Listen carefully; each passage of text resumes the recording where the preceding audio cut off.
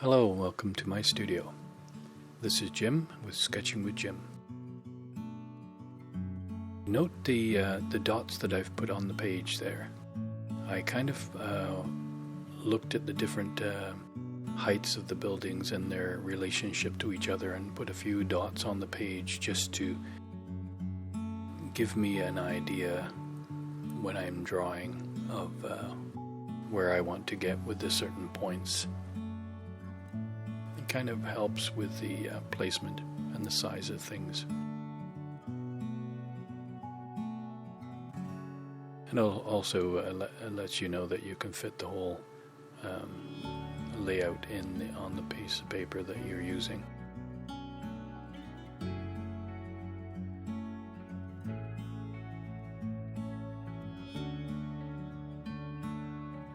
Welcome back to everybody. And the new viewers, thank you very much for joining in. I've kept this video to real time for a couple of reasons. One is I was having issues with the software or my computer, one or the other, or both. And I was having a hard time editing this one, so once I got it edited in real time, I left it alone just to get it done.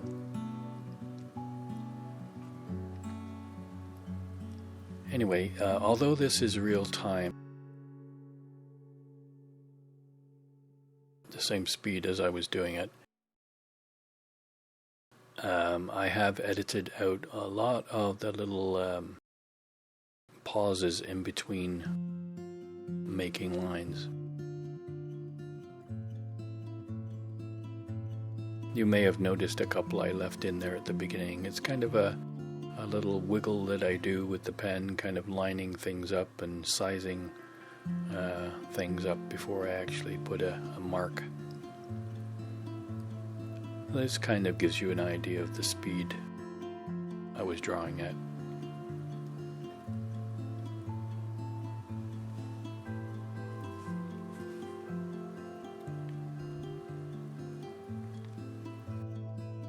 And although I do give myself a few guidelines, the drawing isn't exact. It's not an architectural drawing as such, so the dimensions, sometimes the positions, although close, they won't be exactly as they are in the photograph or in real life, which is fine, because this is art and you can interpret a scene however you want. If it was a portrait of a house or a building for a client, say, you'd probably work on a pencil drawing first, using a grid.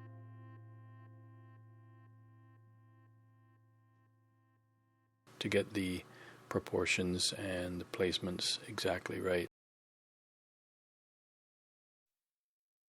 But for our case, for my case here, it's just a sketch, and if something is a little off, it doesn't really matter in the grand scheme of things, as long as the end result is pleasing to you after you do your sketch. Because after all, that's what it's all about in the end. It's just making something that's pleasing to the eye for you, and hopefully viewers as well, people that see it, but mainly for you, because this is your drawing.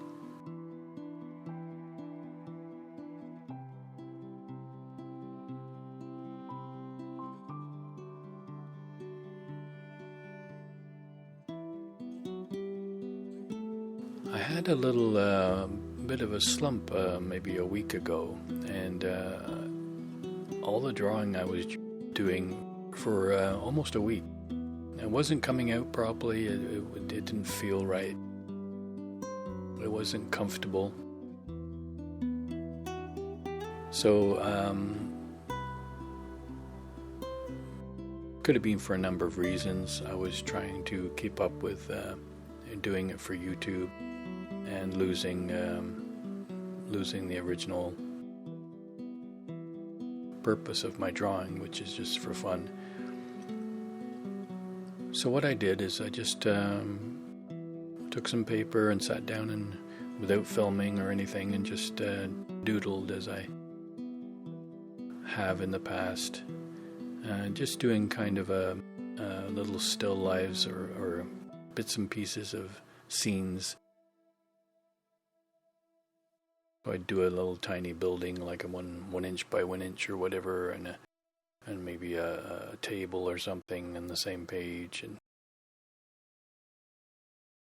And what I did to get back to the original feel, the basics, is to hold my pen really lightly, quite far up the shaft, as you see I'm doing here, and applying the ink very lightly too, like almost skimming the surface and letting the ink do its work. Varying the pressure once in a while, but just keeping that very, very light touch to the whole thing. And taking my time too.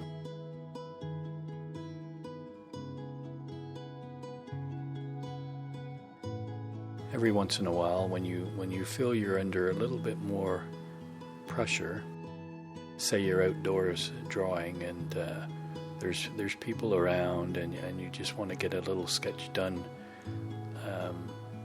so you lose that relaxed attitude that you should be in when you're drawing. You should enjoy every stroke, every moment.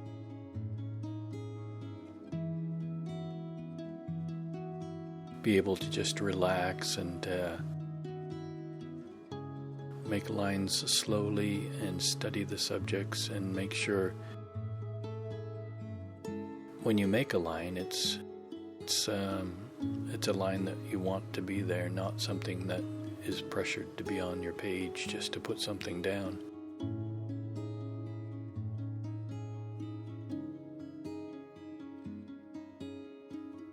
So after relaxing and doing some small sketches,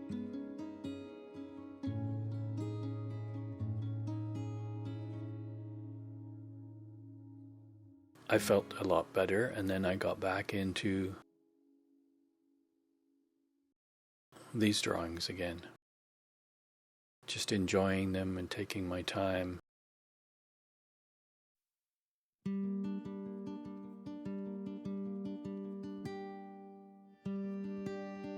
And then the week after, I produced, I created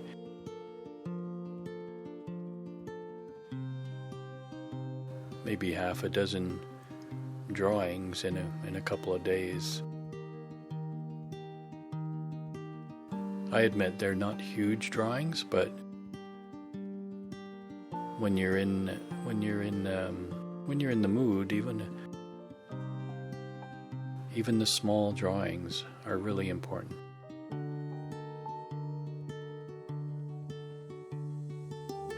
Because they don't have to be huge masterpieces to enjoy and get a thrill from art. Nothing wrong with a happy little sketch just to perk your mood up during the day.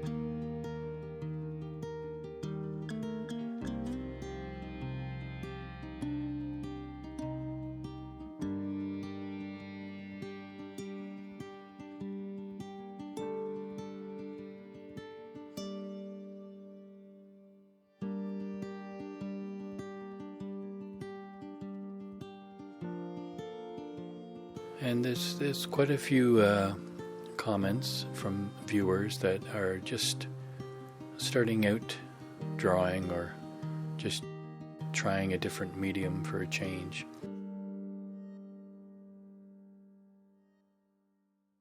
One thing I I'd like to mention is that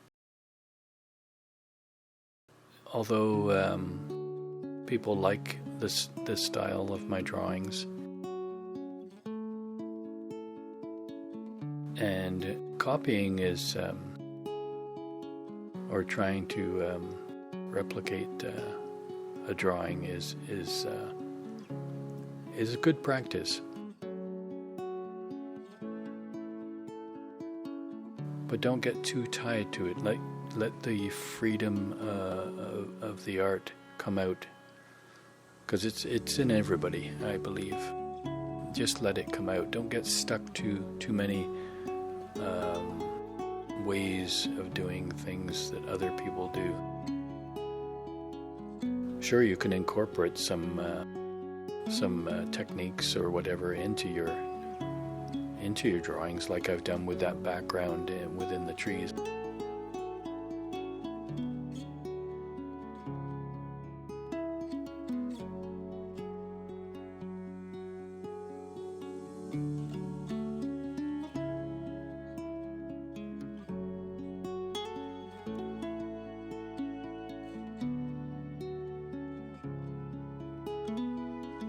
My point is,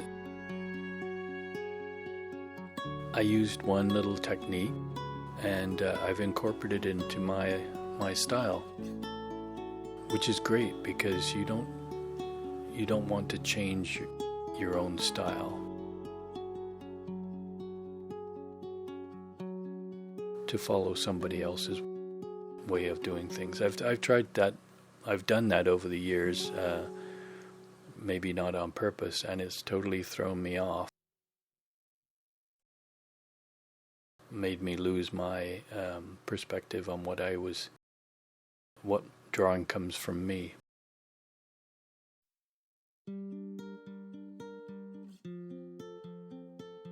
So I kind of just let it flow and let the drawing create itself most of the time.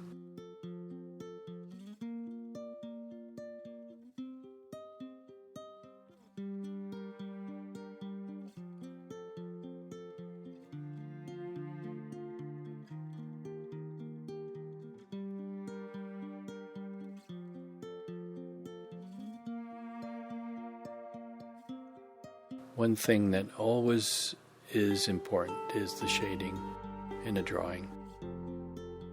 It actually brings it to life, makes it three-dimensional.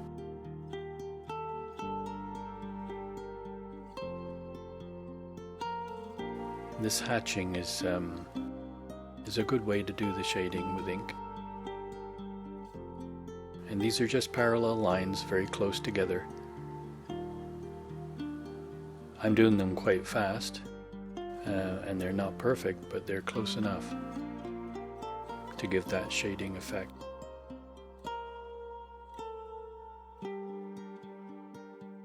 If you're not too sure about your ability to make parallel lines, just do them slowly and practice.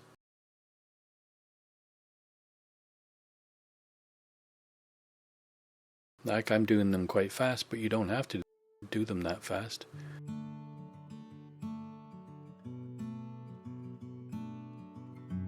For me, this just gives a more sketchy feel to the whole drawing.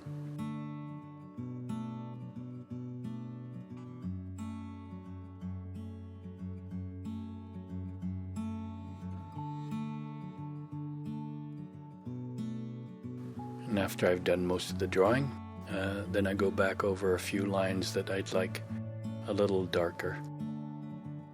Still not pressing hard with the pen. The ink flows well enough that I don't have to.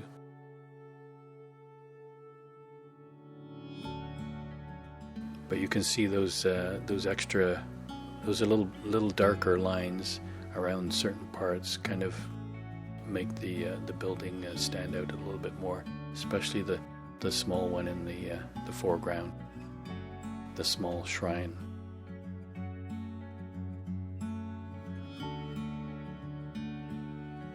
I think that's what the photograph was called, is Mountain Shrine.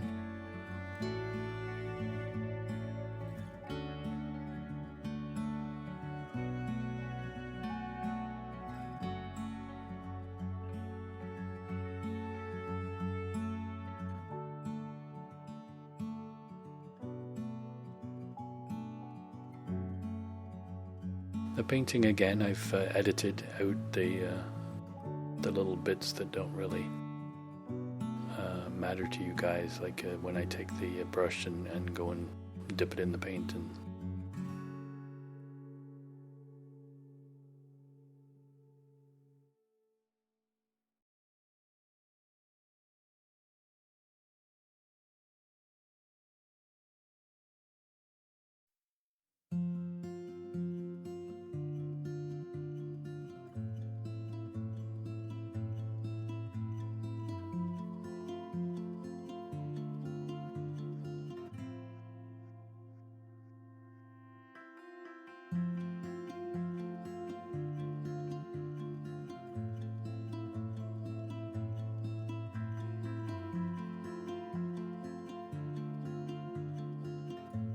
there's so much green in this scene that just has to just calls for the green, which works well with the reddish sienna colors.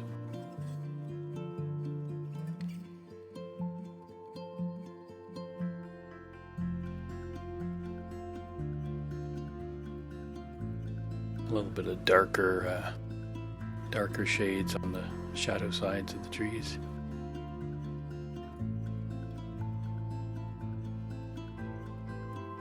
And then add some yellow to get some brightness in there.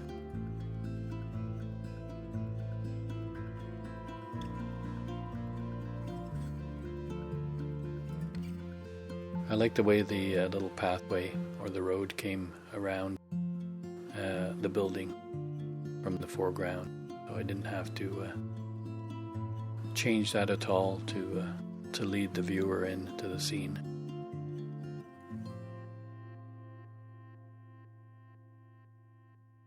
It kind of makes you want to know what's around the corner. At least I do anyway.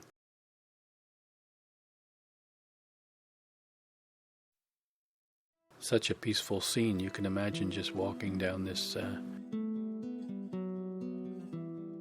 mountain road. Imagine the scenes beyond.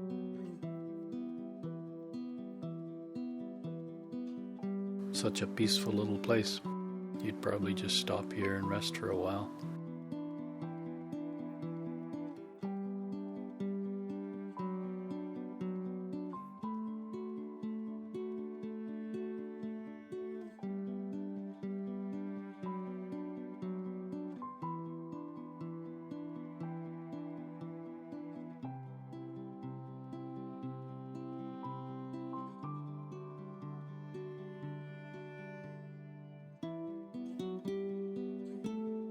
I decided to use a little bit of purple for the shadows. Kind of goes nice with the white side of the building.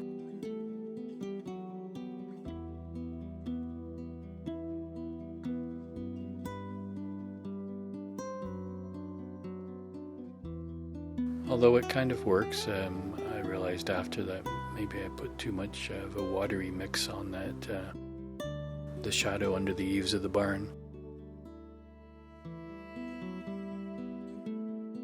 But it doesn't look too bad. And that's another point. Don't ever worry about mistakes. Most of the time, nobody else will realize, and as long as you're happy with the painting, that's the main thing.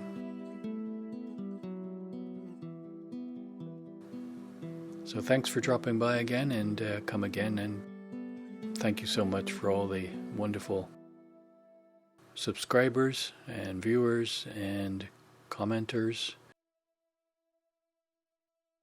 and